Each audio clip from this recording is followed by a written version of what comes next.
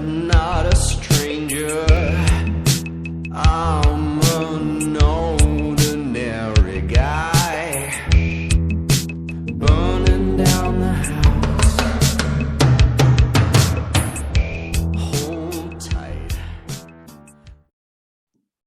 Hello and welcome to the With Jay Burke Show. My name is Jason Burke, and though I'm technically the host of this podcast, it's the guests who truly take top billing. Today, I have the pleasure of speaking with Ben Neal. Ben has a background in sales and finance. After surviving his own personal dark night of the soul in 2009, he became an avid student, spending nearly a decade reading more than 1,000 books on various subjects, all related to the mind. The Initiate, his first novel, is a story that correlates closely with his own personal experience. Ben, thank you for coming on the show today. Thanks, Jay. Thanks for having me. Appreciate it. It's great to be here. Yeah. So I was going to say, when I read that and I see the 1,000 books, how long did that take you? Did that started in 2009 or that started later? Yeah. So basically about 2010, I started reading, and the backstory to it, so to speak, is I watched a talk on YouTube by a guy named Og Mandino, pretty famous author. A lot of people know him. He's probably known for one of his best-selling books, The Greatest Salesman in the World. But his talk really had this impact on me. And in his talk that he gives on YouTube, he talks about this bum that had been standing on this street corner who basically was, down on his luck, feeling miserable, and he's standing in front of this pawn shop window as the rain's just obliterating his face. And he has this thought, he sees something shining out of the corner of his eye, sees a gun in there, and he's like, reaches in his pocket. He's got 2 soggy $5 bills, and the gun has a price tag of $10 on it. And he thinks, that's what I'm going to do. I'm going to go in there. I'm going to buy that gun. I'm going to buy a couple bullets. I'm going to blow my brains out. And he kind of ends it with, and thankfully that bum didn't shoot himself, or I wouldn't be here today. And it sort of really impacted me because I was in the same point he was at that point in time. I think in my life, I was 36 and losing a wife and daughter, and he was 35 and losing a wife and daughter. And so his advice and how he lifted himself out of that place he was in at that point in time was he went to the library and started reading books. And then he eventually became the editor-in-chief of Success Magazine in the future. And so, yeah, my journey kind of started there realistically. And I would go to the library and I just follow these intuitive leads. I didn't even know what I was looking for. I just walked over sort of in the self-improvement section, that type of thing, personal development, right? And these books had just kind of, have this intuitive appeal, and I'd grab one. So the first book I read was a book called The Master Key System by Charles Hannell. And that's when that movie, The Secret, was based around some of the concepts from that book. Never heard of it at that point in time, believe it or not, because I hadn't been an avid reader. I'd read probably 13 books my whole life, and they were all get like professional licenses or whatever. So yeah, that journey started 2010. At this point, I probably read 1,600 plus books.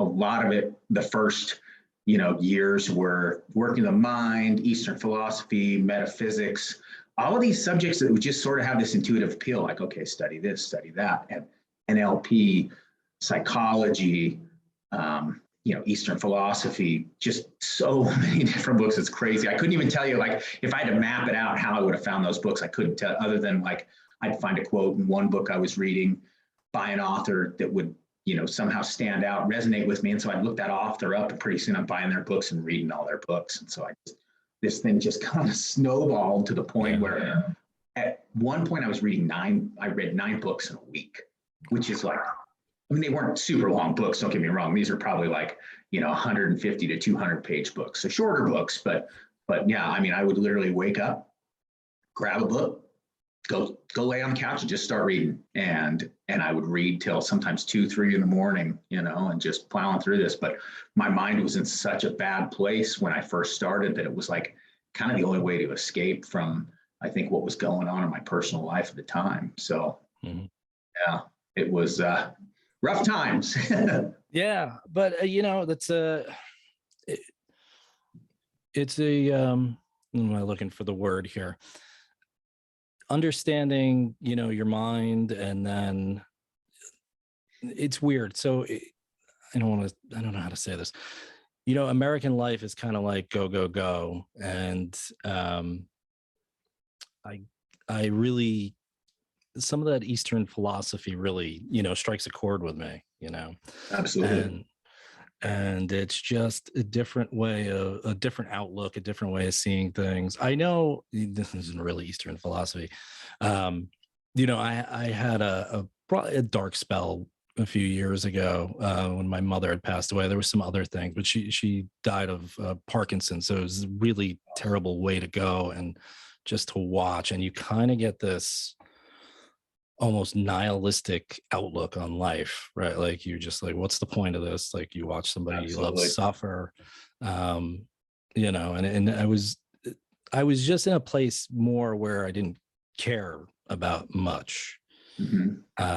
And everything kind of seemed meaningless. And I remember, and I read a lot of philosophy, in my 20s and stuff, Mhm. but it didn't resonate. I guess I didn't have any life experience to really resonate that too. But I got into, a lot of existentialism, Mhm. like Sartre and all that kind of stuff. And I Mhm. just remember where it opened my mind was, the great thing about you can think of life this way, right? Like there might be no meaning to it if you're not spiritual, if you don't believe in religion or whatever, Mhm. right? Mhm. So, but existentialism kind of taught me that the great thing about that is you get to create meaning in your life, so there's really like two ways to look at that. Totally. And that's what I had found then. So I get what you mean. I remember just like I was searching for something to show me that there was meaning, and that always resonated with me that Yeah. way. I definitely didn't read 1,000 books. Thank goodness for you, right?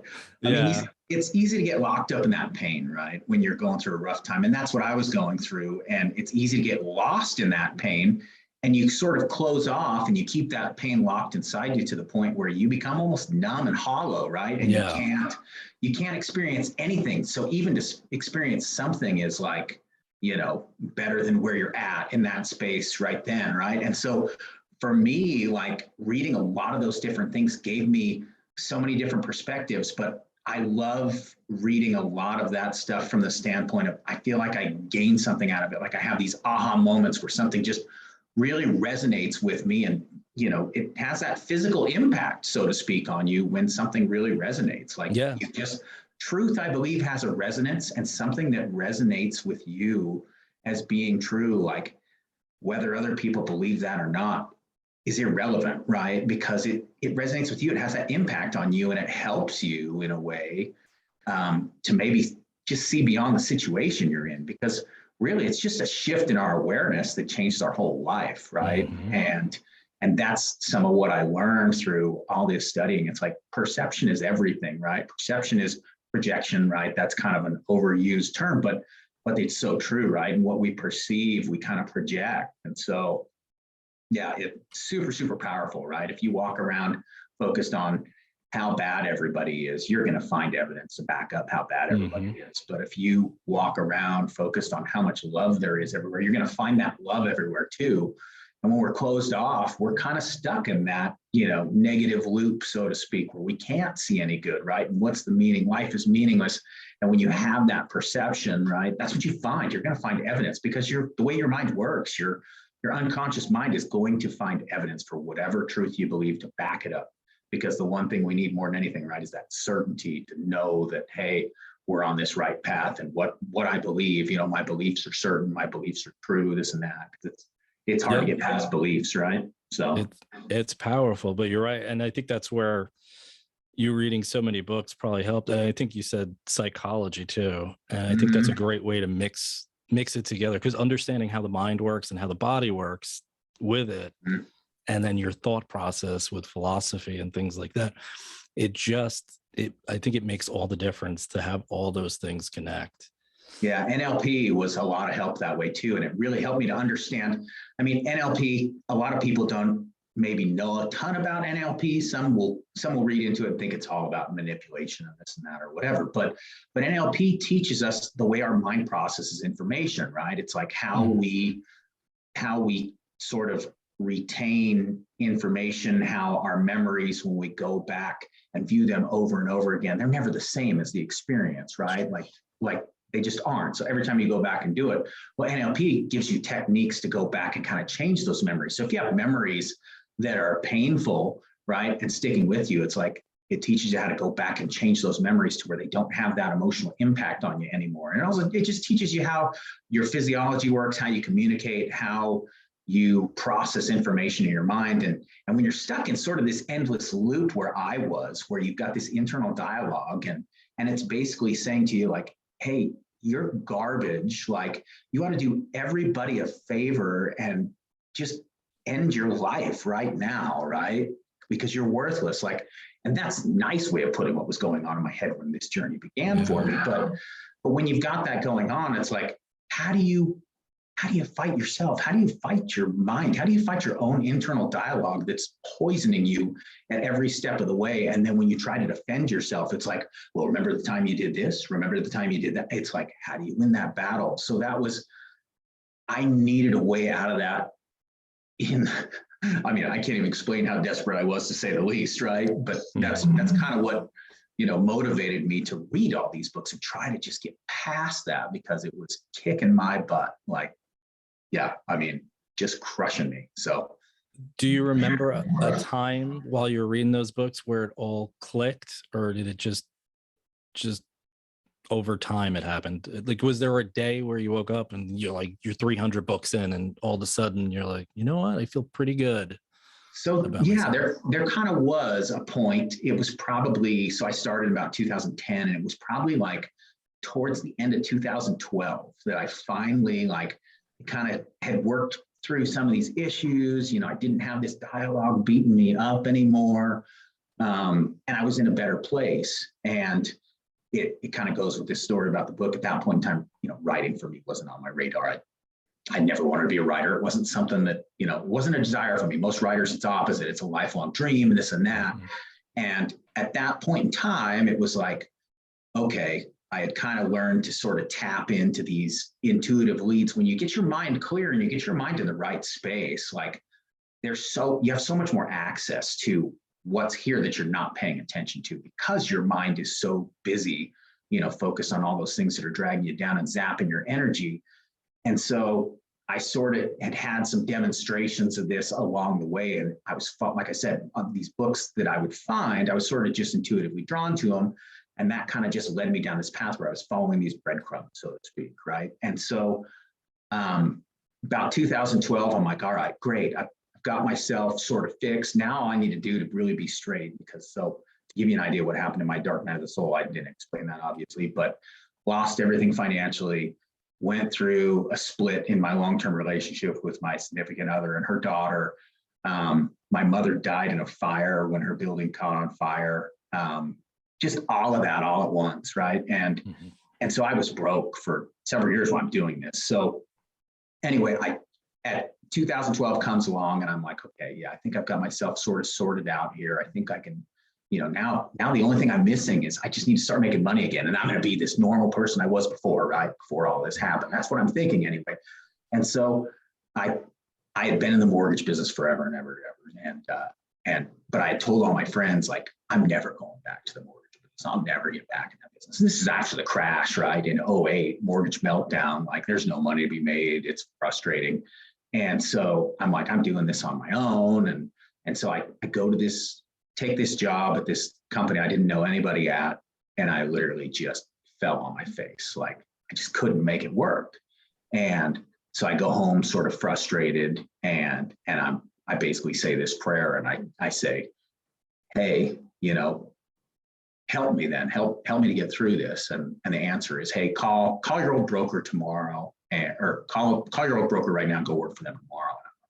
Okay, I'm having to swallow my pride because I've sworn I'm not doing this, right? And so I call him up and he's like, yeah, come in, start tomorrow, we'll get going. So, and literally what happened from that experience is all of a sudden I realized like, hey, this is, sort of coming together. And the next day it was like, I got this demonstration of, the miracles we can sort of tap into and get our minds clear. And so it was basically like, call this person, call that person, call this person. And every phone call went like this. So weird you called, just thinking about you. My mom's wanting to buy a house. We'd love for you to do the loan. Or, hey, so weird you called, been thinking about you, and, we want to refinance our mortgage. So 2 days in, I got 10 loans, which is like, wow, you know what I mean? And literally effortless. I'm just following these intuitive leads. Well, so at the end of the month, I get my check. I got a check for like $40,000. And this is more money I've had forever, right? And so I'm like, wow, this is great. I'm back, the old me's back. I go to the bank, I cash this check, deposit, whatever, pay off every bill I owe at that point in time. And I leave the bank and I'm driving back to the office, and all of a sudden, depression, it's all back on. I'm feeling like total crap again. And it's like, what the heck just happened? What just happened, right? Like, how did I just all of a sudden fall from grace, right? Where I was just highest high to the lowest low in 20 minutes, right? And the intuitive voice comes back and basically just says, it's because you're not done learning. Now get back to work reading and don't worry about making money. And so that's where my journey really began. It's like, that's when I really kind of doubled down and started reading a whole lot more books. I probably read maybe like 250 or 300 books up to that point, right? 2012. It was still a lot, but not to that level that I went to after that. And that's when I really started delving in. And again, that's when I just kind of followed those leads, study this subject, study that subject, study this one. And like everyone, just would lead me to something. And I just knew, like, man, I was supposed to read this book. That message was just for me. And I don't know if you've had that experience when you went and did your studies, but you'd have these, these messages just pop out on the page to you. And you knew, all of your being, you'd have that experience where your, body heats up, you've got the tingles, your armpits get sweaty, you have, what's referred to as a spiritual experience, maybe, in religion, right? And then outside of religion, maybe they call them, I think Abraham Maslow called them peak experiences, right? Where you just know, you have this understanding at a level and you can't explain it, you just know it. And so, yeah, that kind of started for me. So it just kept snowballing from there. So, yeah. That's amazing. What I would ask is then, when did you decide you were going to be writing a book? So that came out of this. So I would go to the gym. That was about the only thing I did besides read books, go to the grocery store and go to the gym. So I'd go to the gym and I'd be on the elliptical or the treadmill or whatever. And this material's just churning, just going crazy in my head. And I'm like, what? So I'd go over these suggestion cards they had at the gym because it was the only thing, writing material, right? And I just start writing on the back of these things. I'd walk out of there like 15, 20 minutes later. I have like 30 of these things filled out with material and information. I'm like, what am I supposed to do with this, right? And that started happening around 2013. And I'm like, well, whatever, didn't think much of it, right? Still hadn't thought about writing. And then it just kept poking at me. And finally, I'm like, well, maybe I'm supposed to write a book. And so in 2013, I have this dream. Og Mandino comes to me in this dream and he's like, you need to read this blue book. And I'm like, well, that's kind of weird. So I go down, I'm looking through, all my books, and I, down in the basement, I had a bunch of books and I had 2 dogs. I let them in the backyard. It's kind of a cloudy day in the middle of winter, right? And these tiny basement windows at this house in Utah.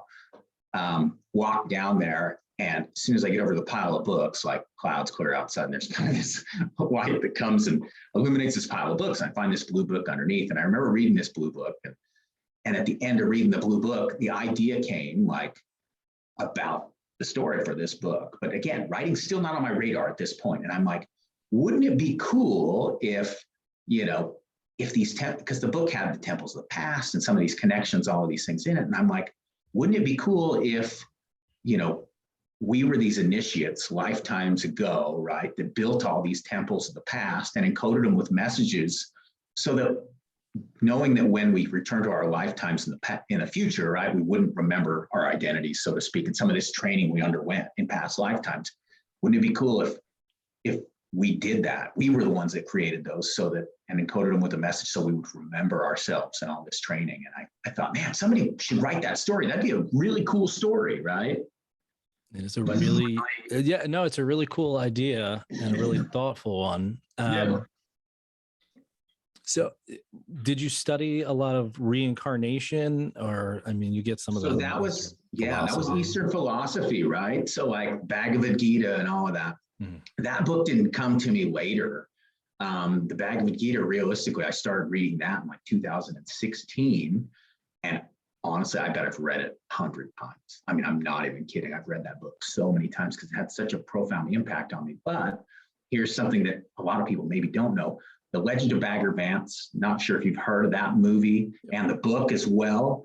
That movie, through this entire process, was always, for some reason, I was just drawn to it. I probably watched that movie like a couple hundred times. I mean, not kidding, like at least a couple hundred times. And there was just something about it that always resonated with me. And it always like gave me this healing, so to speak, when I was done watching the movie. And I couldn't explain why. So anyway, one day I decided I'm going to find that book, and I read that book, and the book's even better than the movie, I think.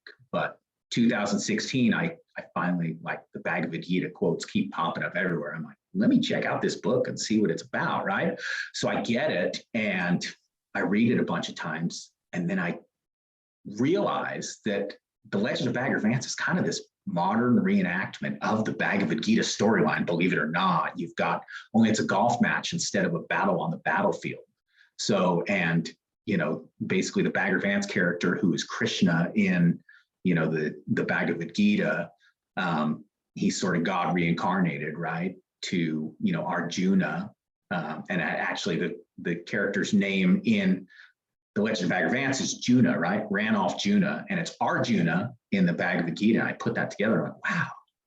So yeah, anyway, that book, amazing book, both of them realistically, right? And Stephen Pressfield, who wrote Legend of Bagger Vance, like, did such an amazing job of, I don't know that everybody caught that maybe. And it took me I think I read the Legend of Bagger Vance like 18 times.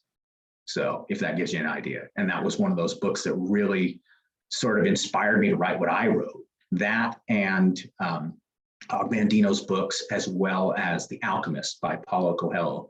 That's a great book too, just the power of metaphor and all that. And I think that was what really resonated with the Bhagavad Gita too, was just the power of metaphor. And it's like, some people might read that book and get nothing out of it. But for me, it was like, wow, it was so powerful. It was just brought me to tears so many times. And that's where this idea of, living again and everything else, comes about. In fact, believe it or not, here you go, right here on my desk, and this is at work. So if that gives you an idea. I could tell you're writing in a metaphor. I could see, obviously, reincarnation is almost symbolism for rebirth in a way, I think. Yeah. From what I've read so far. I told you I haven't finished it yet, but I'm enjoying it. Yeah. I'm a slow reader, sorry. No, glad to hear you're liking it. That's the biggest thing. Yeah, no, but I picked that up right away. The idea of reincarnation being sort of like rebirth, which it sounds like is kind of what you went through, is right, a rebirth of yourself. Yeah, absolutely. That's what's in the novel, is that idea that we can remake ourselves, or we can become a different version of ourselves. Absolutely. Yeah. I think that's the spiritual process, right? I think it begins with sort of this breaking down, because like me, I'm stubborn. I think God, the universe, whatever you want to call it, has plans for us, right? But he wants us to sort of learn those lessons, and nothing's more powerful than learning through experience, right? By having that hands-on. And so if I'm using an analogy for my life, it's like, here's what I created, thinking I created this by myself, right? And then sort of, you think you know what you want, and then you get it, and you realize it's not what you wanted after all, right? And so then that gets taken away, and then God, the universe, whatever you want to think, steps in and says, this is what you built by yourself, and great work, by the way, you got everything you wanted clearly. Now let's work together and let's build this for you, and I'm going to help you. And and really help you. And I'm going to guide you to build what's going to fulfill your needs on, that higher level. Because the more money I made, the bigger my paychecks became, the more empty I felt. And the more I achieved and acquired those things that I thought I wanted for myself, the worse I felt. And it's because I think we're conditioned in this belief that we're somewhat incomplete, right? And there's something outside of us that we need to find to fulfill ourselves.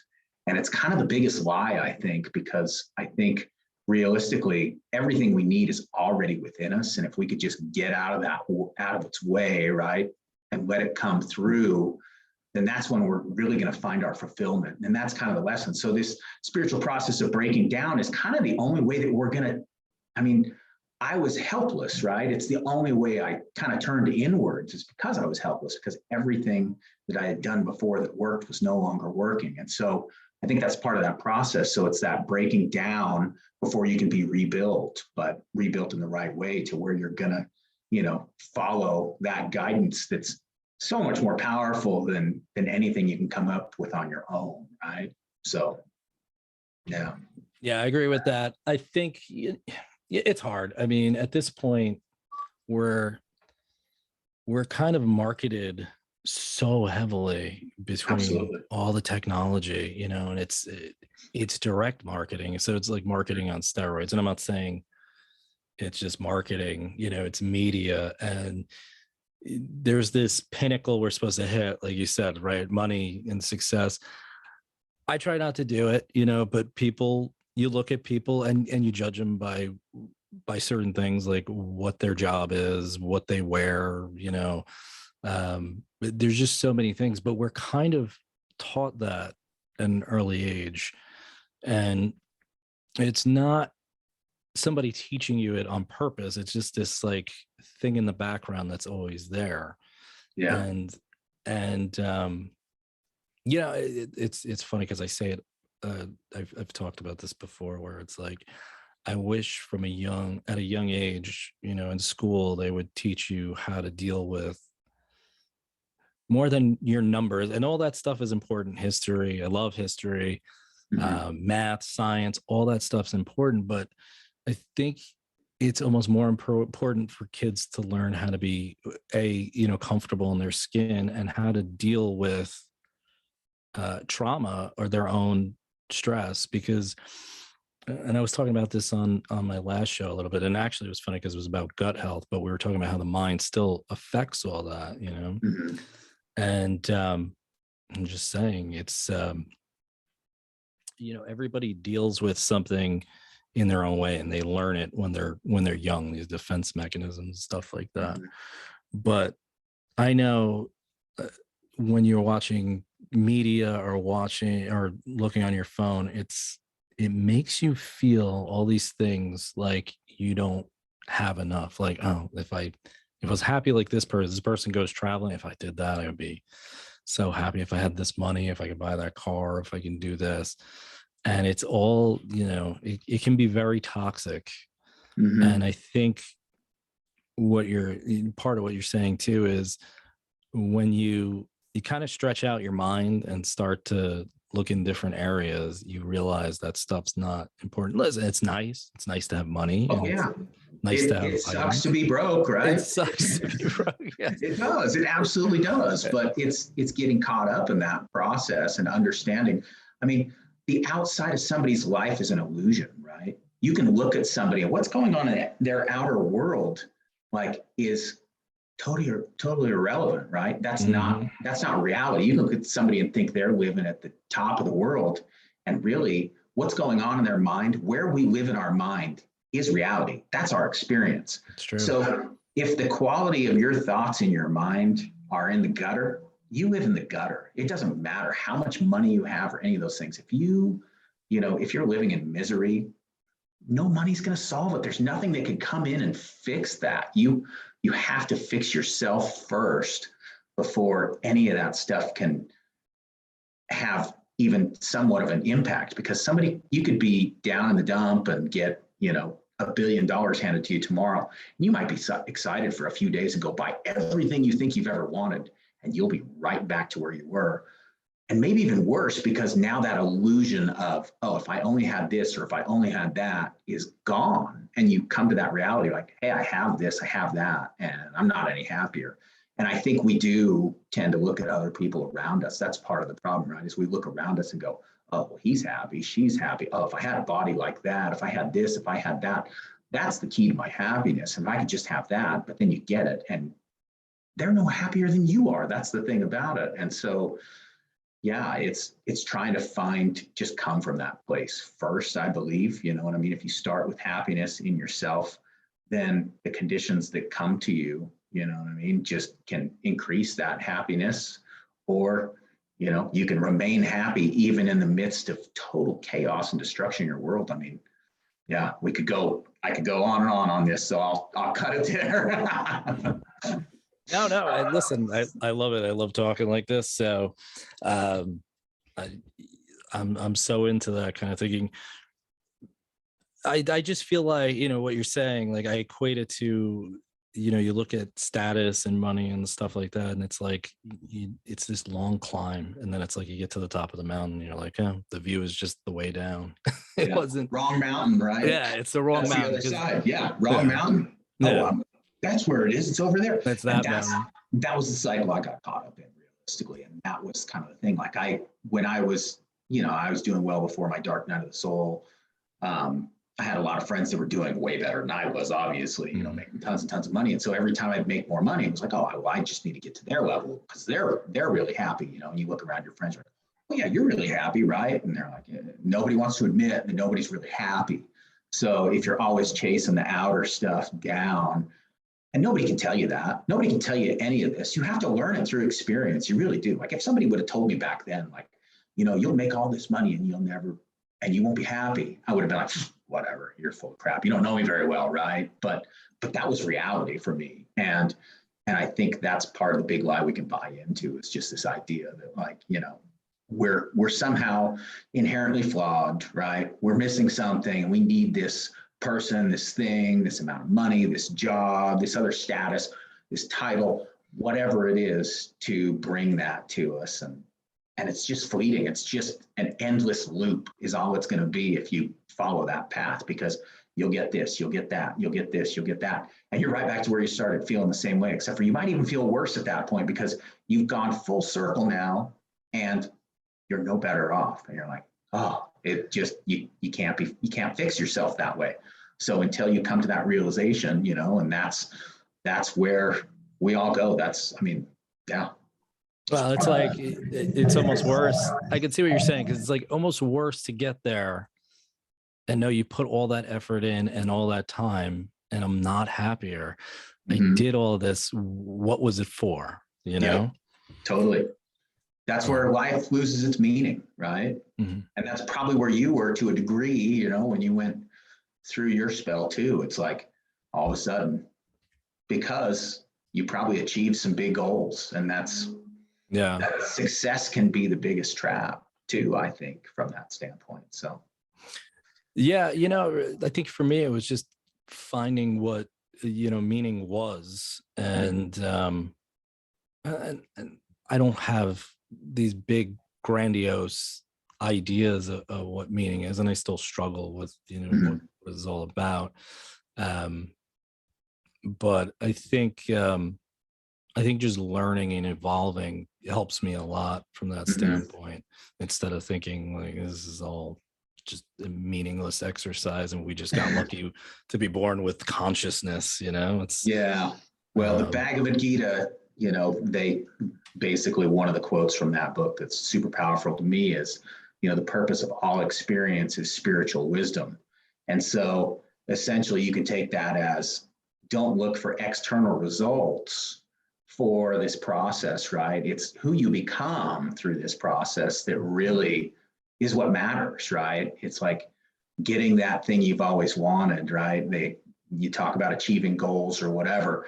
It's who you become in the process of pursuing your goals that matters more than actually acquiring that goal. Like, because, you know, I mean, if it's an external thing, the achievement's typically hollow, other than what you had to pay in price to get there, right? And And I'm not talking typically price in monetary value. I'm talking how you had to dig deep within yourself, right? How you had those days where you felt like crap and didn't want to do anything, but yet you kept going anyway because you didn't feel great and you just kept pursuing this goal, and you went through all those letdowns, and then in the end you got there.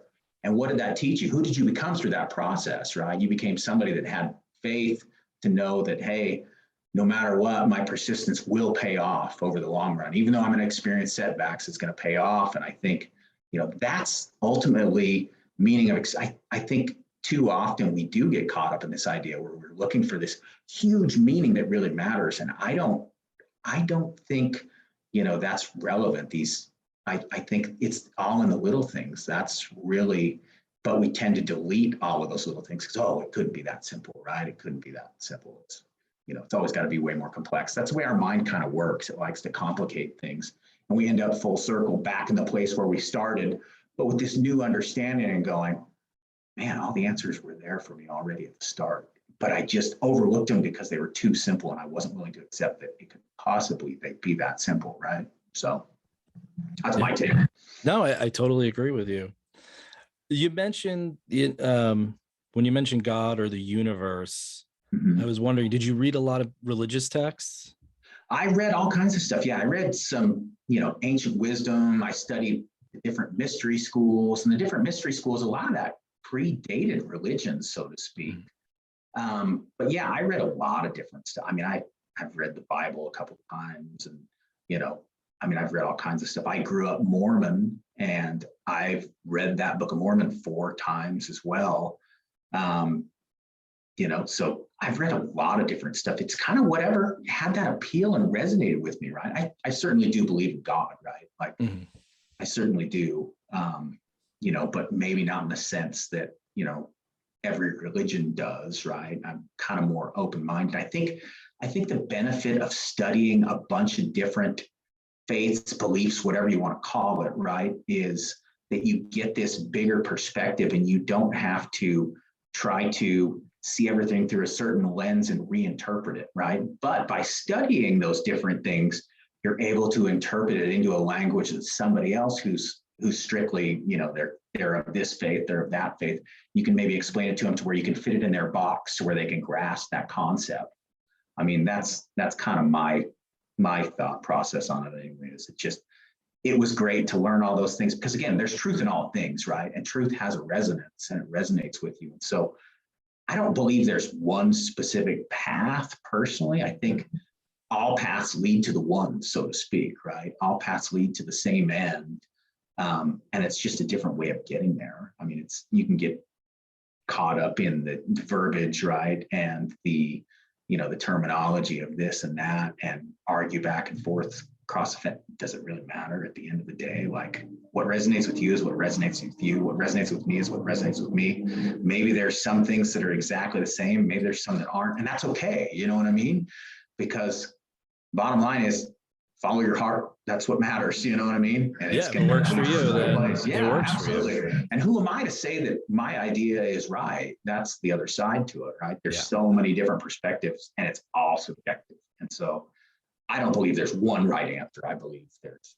Yeah, I kind of look at it as I'm stealing this, and I don't know where I stole it from, but somebody once said on something I was watching when they were talking about religion, they're like, listen, religion is just the language you speak to God, whatever religion you are. It's a language that you talk to God. And, it's one of those things. I'm the same way. It's like, I think I was raised Catholic.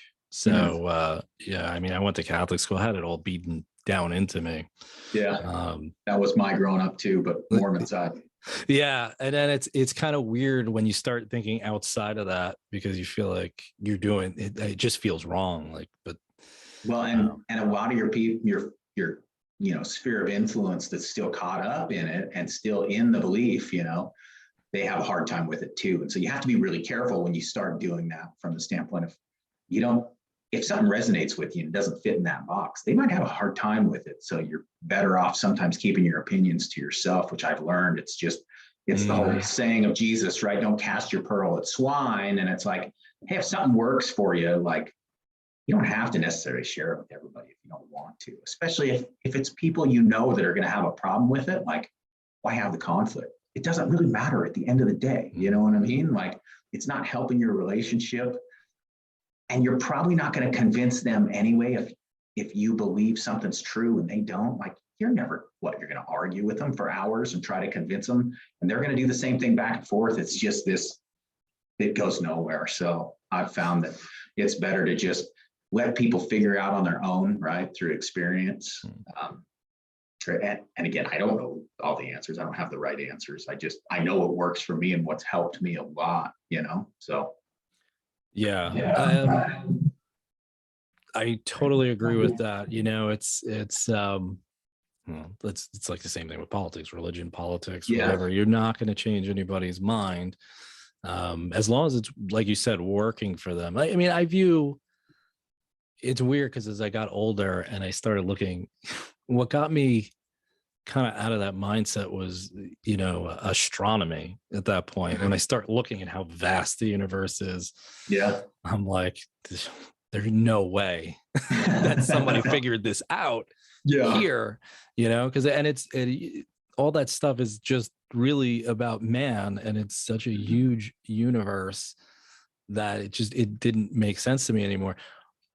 But at the same time, I also looked at it and said, the universe is so vast and big, it can't be like nothing, right? It can't be just a happy accident. It's just, I like to think of it as I just don't know. I think, sometimes I look at us, let's go back to the gut, right? You have a microbiome with trillions and trillions of bacteria in it that are working for you. And sometimes I think we're kind of like that. We're just a small cog in this huge machine that we don't understand. And that's okay, and then you just find your way of what works. And if that's, praying directly to a God this way or that way, and it works for you, then that's great. Totally agree. So, well, let's talk. We should get back to your book a little bit. And how long did that take you to write? The first one's got to be tough, especially a guy who didn't think about writing in the his life. So realistically, I spent 18 months and took 2 days off on the first draft of the book that went to the editor. I started writing on 12/13/2014. Don't ask me how it worked out, but it did. So back to the idea. So I wrote this 200-page nonfiction book when I decided, I need to write a book, and I hated every bit of it. So I threw it away. And I'm like, I'm not going to write. I'm done with this writing thing. This isn't for me, right? I'm just not doing this. I can't write anything worthwhile. And you got the voice in your head, of course, it's telling you, who the heck are you to write anything anyway? Like, you're, whatever. So I decided I'm not doing it. My friend calls me, hey, I'm doing, some marketing for my business. You want to help me? Get on the phone, make some calls. Okay, yeah. So I get on the phone. 2 calls in, I'm on the phone, call the writer who's written 5 books. And I'm like, what are the odds of this? So I start telling him about this writing, and basically at the end, he says, I'll tell you what, I'll do you a favor. Send me some material. I'll tell you if you should keep going or if you should, give this up. So I'm thinking, all right, I'm going to get some reinforcement that I can't write worth of crap and I'm not doing this. Send him the material. He gets back to me in a couple of days. It's like, you got to keep going with this. You got to keep going. So I don't know, a month or so goes by and I wake up one morning and I'm like, that's it. I'm going to write this book about these initiates that built these temples of the past so that when they returned in their lifetimes in the future, they could remember themselves, and they encoded these temples of the past with a message. And so I start writing 12/13/2014. And hadn't thought about it, hadn't even clicked in my head that it was the idea I'd come up with in 2013 pretty much. And I'm like, wow. So anyway, I spent 18 months from that point in time, send this thing to the editor. I've got basically a 275,000 word manuscript, which is about 700 pages. And I hadn't read a lot of fiction at that point. And editor, he teaches at the University of Michigan. He's got a PhD in literature. He's written like 20 novels himself, award-winning writer. A couple days later, he gets back to me and he says, this thing's not ready for editing. And he basically told me, it's pretty much crap.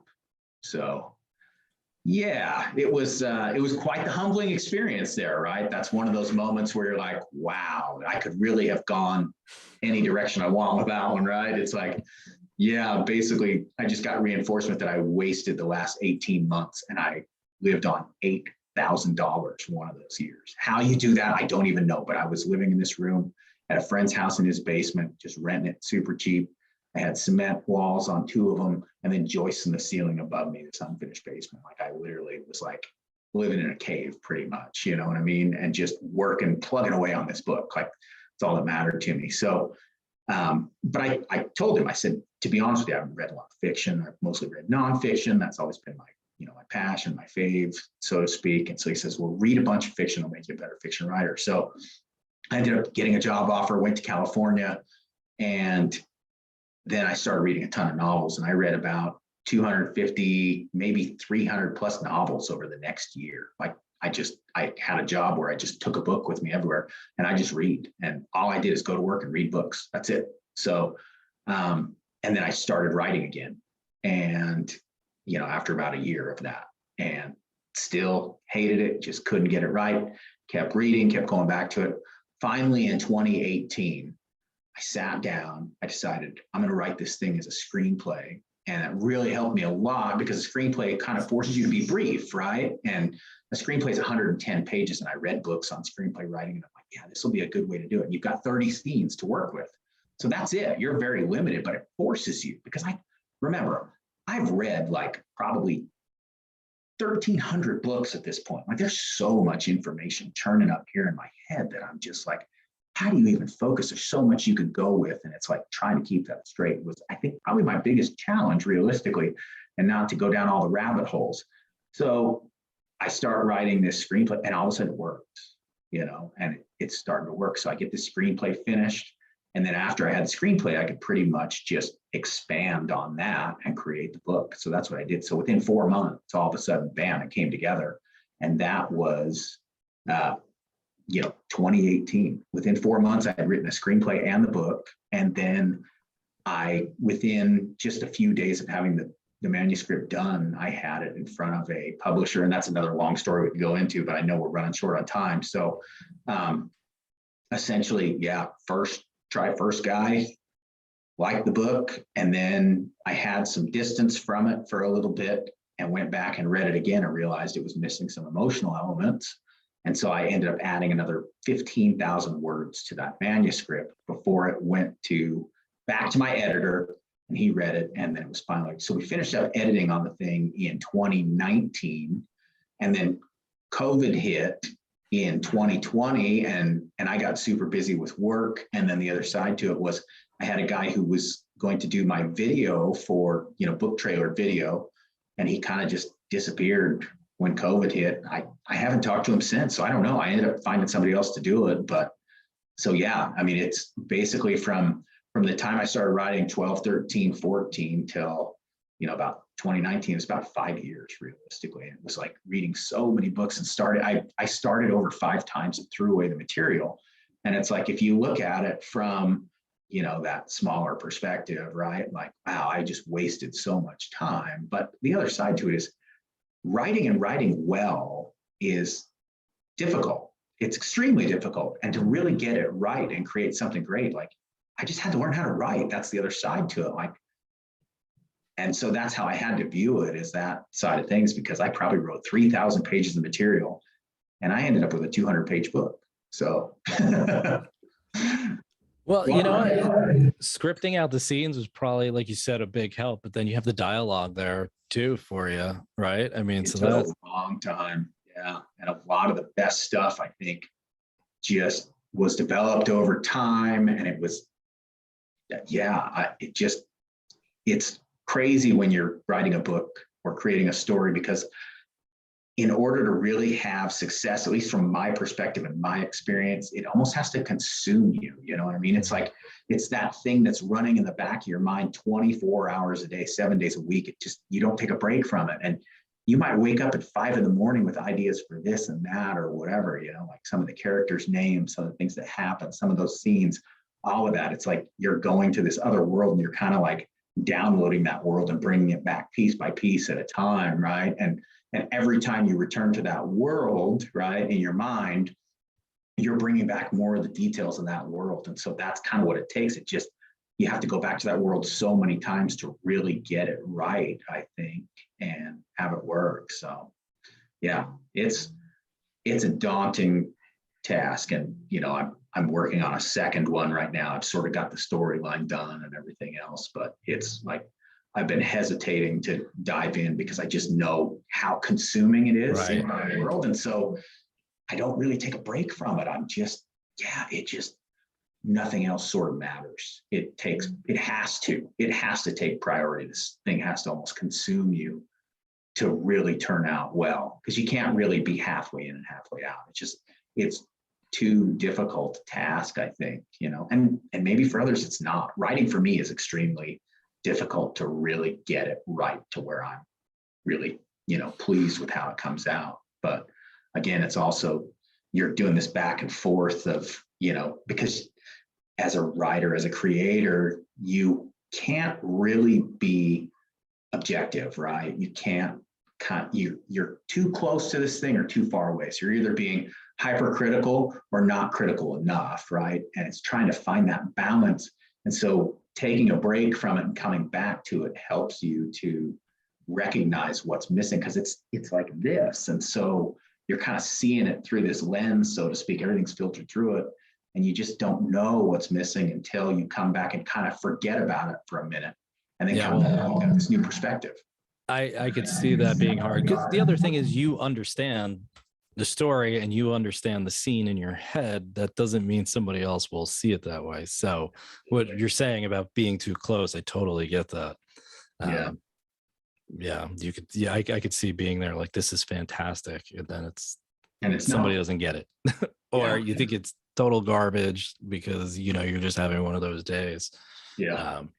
Did you find it, you were saying it was daunting, were you did you have, I think a tough thing that people try to do is they look for inspiration when they're doing these things, you know. You know, oh, I'm inspired today and I'm going to write, you know, 30 pages and I'm going to do this and that. Did you find that it was tough to find inspiration, or was more like just you did the work and then sometimes it would come and sometimes it would go? Yeah. So kind of the core message of my book, right? One of the core themes of the book, I guess, at the end is this message of balance and harmony, right? And it's basically existing in harmony within ourselves, regardless of what's happening outside of us, right? And that's sort of this message that's been encoded into these temples in the past, right? And those are themes that come up all over Eastern philosophy, everything else as well. But it really helped me a lot to apply that when it came to writing, especially. Like if I had a bunch of thoughts going on in my head, if I had stresses about whatever, I struggled to write. But when I was in that balanced and kind of harmonious space, truthfully, that's when it was almost effortless, because I was able to sort of channel this stuff through me, that inspiration that's talked about in writing, right? Where you just sort of become this channel, and you go back a couple of days later and read what you wrote, and you're like, I don't even remember writing that. You know what I mean? And it happens. I know there was a lot of that went on with this book. I could tell you several stories from people that have read the book that are like, where did you come up with that? I had that, so I had a friend that went to Peru, did the ayahuasca ceremonies, right? Comes back, reads my book, and calls me and says, when did you go to Peru and do ayahuasca?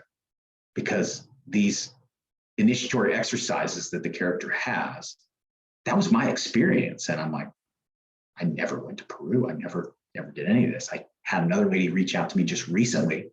She was in the Great Pyramid on 11/11 for some meditation ceremony with a group, right? And then she went over to the Temple of Isis and had this experience in there. And then she came back from Egypt. This is 2021, 11/11/2021, right? She comes back from Egypt, finished reading my book on 2/22, and then gets a hold of me through one of the people in my acknowledgement section that introduced me to the publisher. Anyway, long story, we end up talking on the phone. We have a conversation. We talk for 2 hours, and she explains to me, like, how did you know what I experienced in that Temple of Isis? And I'm like,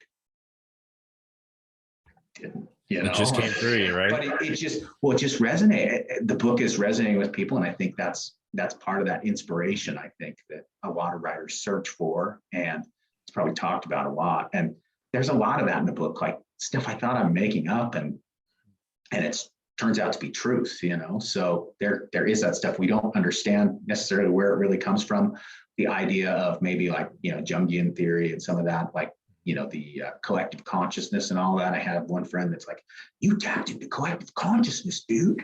And it's like, maybe I did for some of it, right? You don't really know where some of this comes from. You just kind of like, you just trust and let it flow, so to speak. So yeah, so being in that right state really helped me a lot. I guess that was a long answer, but anyway. No. Yeah. You planning to do a trilogy or keep going with it? Do you have an end game? I guess would be the question. Yeah. So, I mean, I think I do, but it kind of all depends, right? It depends on, it's a lot of work to do one of these. There's no question, right? It's a lot of sacrifice, a lot of time. So it really just depends. I think if there is an audience for it, then there'll be a bunch more. There at least will be one more. Ideally, it was going to be, a trilogy, and then perhaps if it gains a lot of traction, maybe there's a TV series around it, which would be kind of neat. I think just, this idea where you take away, it's kind of like the old novels, the Dickens, the classics, all of those novels where you left the story feeling good, kind of like the fairy tales and everything. That's missing from so much of our literature now, right? There's not really the feel good anymore. And, the lessons learned, so to speak, and lessons learned that are sort of all across the board lessons, right? They're not like to a specific, sect, believed, whatever, right? And I mean, again, when you read a book, it's like the messages that resonate with you, the messages that resonate with you. You might read a book that I read, and we have a totally different experience from it, right? So that's kind of the thing. So you kind of see what you want to see there. But yeah, I mean, I think it'd be kind of cool to have something along those lines where, hey, you kind of walked away learning something that, helped you in your life, something you could apply in your world, and mainly to yourself, right? And your thinking, because going back to what you were talking about in school and all those things, we're not taught how to use this mind of ours. And yet it's the most powerful thing we have. And it's the greatest gift we have if we can learn how to use it. But if we are using it wrongly, then that's when we suffer so much more. And so if we can, if there was more education, if there was more, ways, and people were open to these ideas with, that there's a lot more potential between these two ears of yours than you realize, you know what I mean? Yeah. I think if you look at the world and look at what's in it, we tend to live we don't live in nature. Like, we don't have a harmony with it, whereas animals have a specific harmony to it, or even I guess you'd say plant life and the trees and how it all works. But we live very, very against nature. Well, we think we're separate from it, right? We do. That's part of it. Yeah, is we don't think we're a part of this environment that we live in, but we really are. You know what I mean? Because if you study Buddhism and their traditions, right? Like, we all are, dependent on one another to exist. Mm-hmm. Like, your body's made up of these elements of this earth, so to speak, and you couldn't exist without them. And, the elements of the earth are what bring nature into place. And when nature sort of, goes through its different cycles, like the leaves of the trees and all that, they become mulch all of a sudden, and they're basically the fertilizer that helps the new leaves come about. Mm-hmm. And so there's that idea, right, that we're all a part of this. And somehow we feel like we're disconnected, we're above it, we're controlling it. We've got this reasoning and logic about our minds, and we're going to go out and do this. You know what I mean? Little do we know, I guess. Yeah. Well, we'll see in the future where how we end up, as far as I do think there's a shift going on in the world. Maybe COVID kind of hastened that. Yeah. People had a pause and were able to sit there and kind of say what we're talking about. It's like, well, what is this all for? What are we doing all this? Mm-hmm. What's the meaning of this? Mm-hmm. Just to get up and work and do things that we were told to do. So, yeah. I mean, I definitely see like this shift in consciousness, where people have a little more awareness. Maybe Yeah. that's why you see a lot of social upheaval and Mhm. things like that. Yeah. But it'll be interesting to see where we are at some point, like in the next 20 years. Mhm. That's even 20 years. It's like a snap of the finger when you think of time. Especially when you get older, right? Yeah, yeah, Because my definitely. last 10 years pretty much disappeared, because that was reading and writing for this book. I mean, so yeah, and it's like, wow, you go, Yeah, it's really the same with me too. I look back and I go, how did that happen? It's just the idea that it's 2022 is mind-boggling to me, and that I don't have a flying car. I don't know why I don't have one of those, because Me neither. I bought Back to the Future hook, line, and sinker. Yeah, definitely. Well, are you? Do you have an idea when maybe the second one's coming out? Or are you just so full force into doing this, trying to get this book out, and going, that it's like you don't really have a set date for it? It's probably a couple years, realistically. Yeah. Just knowing Yeah. what I know about the process, it takes a long time. Yeah. And I've been working on it daily, but not obsessively, right? And it's that obsessively side. When that obsessively side kicks in, that's when I'll, really start making headway. Right now, it's just kind of been like, I've got this storyline kind of penned out, still not loving 100% of it. And then, of course, the best material usually comes over time. And a lot of it is sort of inspired, believe it or not. Like you get your mind's just churning in the background, like the dialogue between the characters and all that. If you've read into the book far enough to see like the Anubis character, who is the Hierophant, a lot of people, in fact, the lady who was in Egypt and was telling me about her experience, she really resonated with that character and just wanted to know where all of that came from, so to speak. And Anubis probably has, the most quotable, material in the entire book that really kind of resonates with people, I think. He's the wise sage that, helps this main character sort of get back on track and to see beyond his limitations, viewing himself from this, physical perspective, right? Rather than this eternal perspective. He helps him to kind of understand that eternal nature. So yeah, that's a character, I think, that, there'll be a character similar to that in the next book, right? That kind of finishes off where the first book ended up. And that's probably the hardest material to come up with, because again, it's like you write it down, but it's just not right. And then over time it develops and comes to you. So yeah, that'll be the greatest challenge, probably, is coming up with that stuff that really is going to, just touch people, that truth that resonates and has sort of that emotional, physical, spiritual impact on people, and that's the biggest, I think that's the hardest part. Yeah. And to do it in a way that's subtle too, because there's usually the in your face preachy stuff. And then there's the stuff that like the velvet hammer comes in and you don't even realize you just got hit with this thing. And it's like, wow, holy cow. You know what I mean? That's my favorite, because it makes you feel smart. You're like, oh, did you pick that up? It's just planted in there.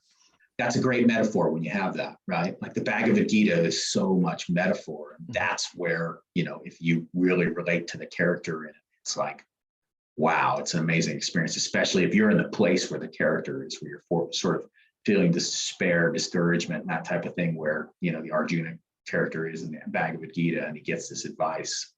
And it's like, wow, it's just life-changing advice. Like, so yeah, I hope that my book will really touch those people that are in that place I was in. And that was what it was kind of written for, is somebody that would be in that place where they have these, discouraging thoughts that are just eating them alive. And there's no hope, there's no way around this. And yet there is. And it's just, digging in and finding it, Well, so, I can't wait to finish it. Yeah, you'll have to let me know what you think. I will. Yeah. Like I said, maybe I'll do a little mini episode thing where I review it, just like a 5-minute thing where I go over it. But listen, thanks for coming on. It was a great discussion. Really enjoyed it. And if you want, you could plug the book now, where to get it and how they can find you. Yeah. So the website for the book is theinitiate.net. And, it's on Amazon. It's, The Initiate by Ben Neal. And it's available. If you have the Kindle Reader app, you can actually read the book for free. With Amazon anyway, they have that Kindle, whatever it is. And it's like $9.99 a month subscription. So those readers get it for free. And then if you want a paper copy of the book, I think it's $16.95 on Amazon for it. So okay. Well, check out the book. And again, thank you for coming on. And Thanks, Jay. hopefully one day I'll talk to you in the future again about it. Yeah, appreciate you. Thanks again for having me. Have a great one.